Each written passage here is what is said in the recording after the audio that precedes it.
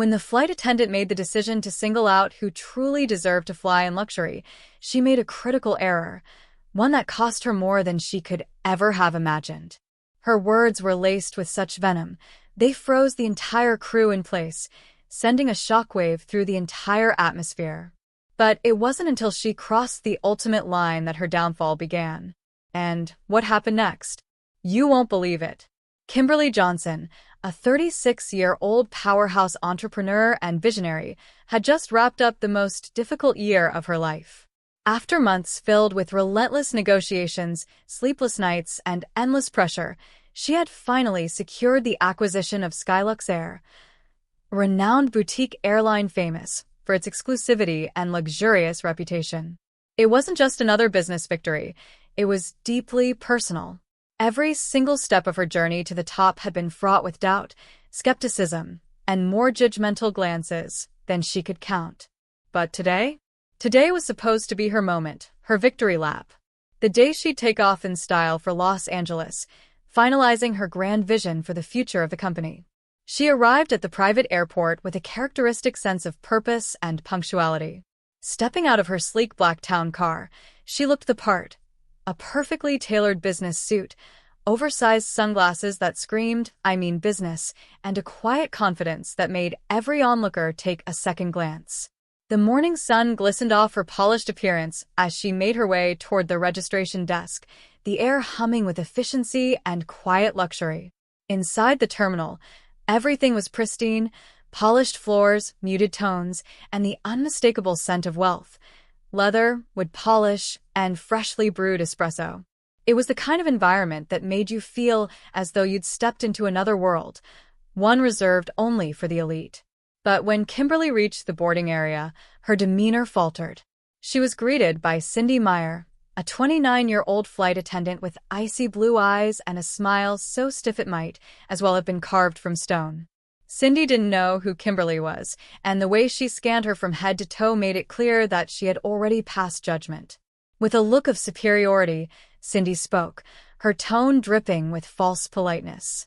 "Excuse me," she said, her voice almost condescending. "I think you're in the wrong area. This section is for private flights only." Kimberly paused, tilting her head slightly, arching her brow in amusement. "I know this is my flight," she replied, calm but firm. Cindy blinked, her practiced smile faltering before snapping back into place. "Your flight?" she repeated, the disbelief clear in her voice as she scrutinized Kimberly. "I'm sorry, but people like you don't usually fly private." The words hung in the air like a foul stench, and though Kimberly didn't flinch, a flicker of annoyance sparked in her chest. She'd heard it all before. The judgment, the prejudice. But each time, it still cut deep. But today, she wasn't going to let it affect her. With a deep breath, she internally reminded herself, not today. No one was getting under her skin. Yet Cindy wasn't finished. She leaned in slightly, lowering her voice to a mock whisper, as though they were sharing some inside joke. "Maybe you're with a service crew?" she chuckled, almost too loudly, clearly attempting to belittle Kimberly. "Or housekeeping?" Kimberly's lips twitched, almost forming a smile. The irony of the situation wasn't lost on her. She adjusted her sunglasses and spoke in an even, controlled tone, one that didn't betray the fire simmering beneath her calm demeanor.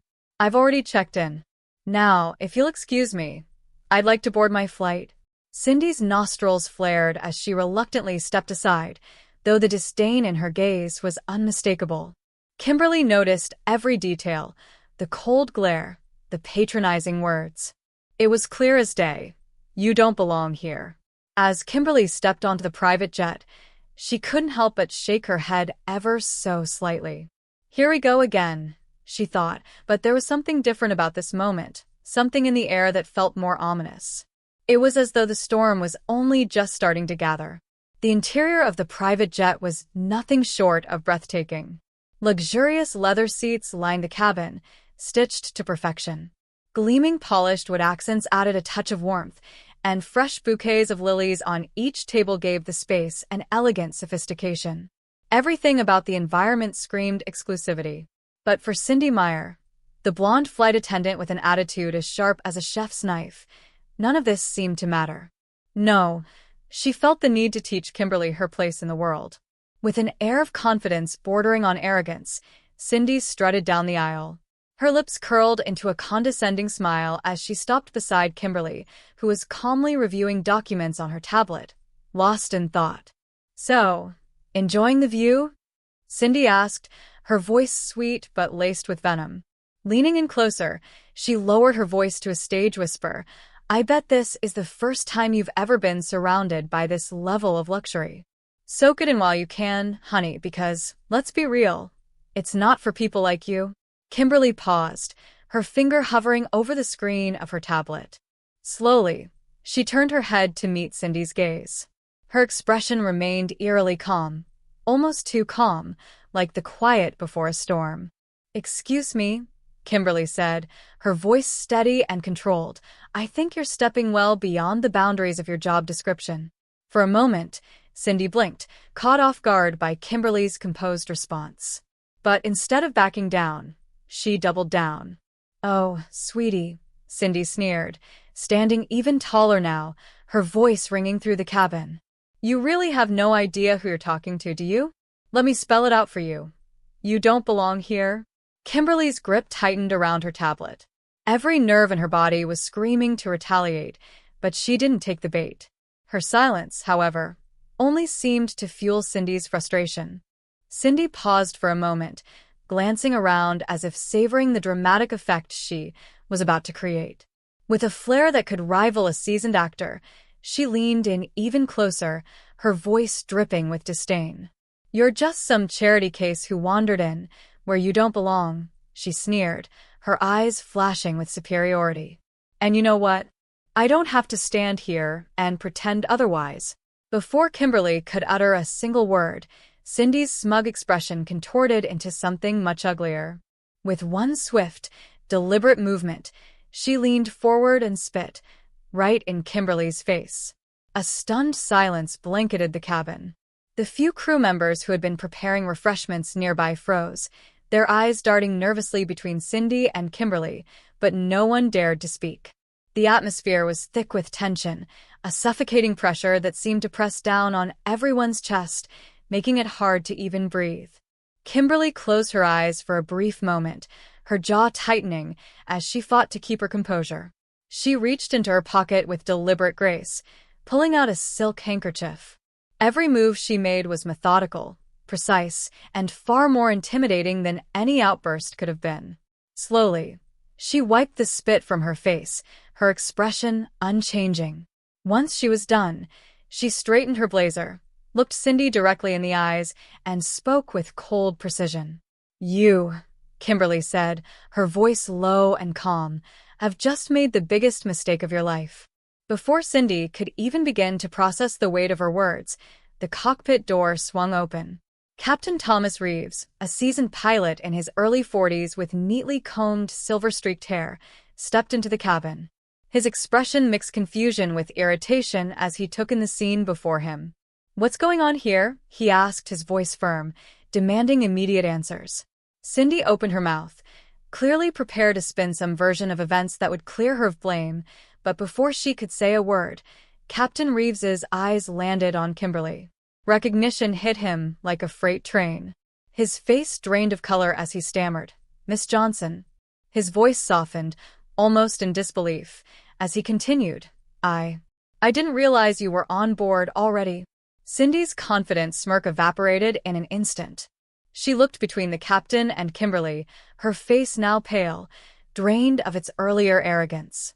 Kimberly didn't need to speak. She didn't have to say a single word. The shift in the balance of power was palpable, and everyone in the cabin could feel it.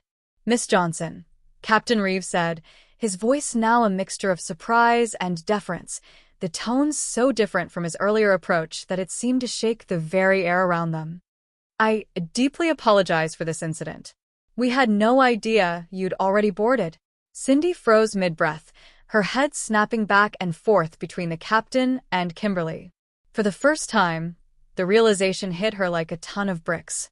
The woman she had so arrogantly insulted wasn't just another passenger. No, this was the billionaire owner of Skylux Air, the very airline Cindy worked for. Kimberly's gaze remained steady, unflinching. She met Cindy's eyes directly, and the calmness of her demeanor only made the weight of the moment more intense. Every second of silence seemed to stretch, but Kimberly finally spoke, her voice even and controlled. "I have one simple rule," she said. "A client is a client, no matter their background, no matter their skin color." She paused, letting her words hang in the air. "But what I will not tolerate is this kind of behavior from my employees." The impact of her words hit Cindy like a freight train. Stammering, she tried to backpedal. This is all a misunderstanding," she muttered, her voice barely above a whisper. The confident edge in her tone was completely gone. "I didn't know you." Kimberly cut her off, her voice sharp enough to cut through the thick tension that had built up. "And you decided it didn't matter?" she asked. "Well, now you're going to learn just how much it does." Cindy's mouth opened, but no words came out. The confidence that had once radiated from her was gone, replaced by a look of pure panic. She glanced at the captain for some form of rescue, but he simply stepped back, shaking his head ever so slightly. He wasn't going to help her now. One by one, the other crew members, who had been silent observers to the entire ordeal, began to speak up. Each person offered their apologies to Kimberly, voicing their agreement with her decision. The atmosphere shifted dramatically in an instant. No one wanted to be associated with Cindy's disgraceful behavior. Captain Reeves, regaining his composure, straightened up and addressed Kimberly with the utmost professionalism. "Miss Johnson," he said, his voice now full of respect, "I will personally report this to corporate and ensure that appropriate actions are taken. This kind of conduct does not represent Skylux Air." Kimberly gave a curt nod, acknowledging the captain, before turning her attention back to Cindy. For a moment, she just stood there, letting the silence settle around them like a heavy fog. Then, with an air of finality, she spoke, her words laced with authority. "You're done here," Kimberly said, her voice unwavering. "Gather your things and get off my plane." Cindy's face crumpled, but there was no room for negotiation. Without another word, she turned and hurried toward the exit, her once confident stride reduced to a defeated shuffle. Kimberly exhaled slowly, returning to her seat. She took out the silk handkerchief again and wiped away the last trace of Cindy's spit from her cheek. Glancing around the cabin, she noticed how the crew now seemed almost overly attentive, every movement sharp, every gesture filled with respect. As the engines roared to life and the jet began its ascent, Kimberly leaned back into the plush leather seat. A small smile tugged at the corner of her lips, not one of triumph, but of quiet satisfaction. She knew this moment would ripple through the company. It wasn't just about her, it was about sending a message. Her company, her team, and anyone else who thought they could dismiss someone based on their biases were about to learn an important lesson. The treatment of clients, the respect for others, it was all changing. This wasn't just a victory for her, it was a lesson in equality, delivered at 30,000 feet. What would you have done in Kimberly's place? How do you feel about how she stood up for herself? Share your thoughts below. Have you ever faced something similar, or know someone who has? Let's discuss. Don't forget to like this story if it resonated with you, and share it to raise awareness about the importance of respect and equality. This story was created to shine a light on prejudice and inspire positive change. Together, we can make the world a better place. Your opinion matters.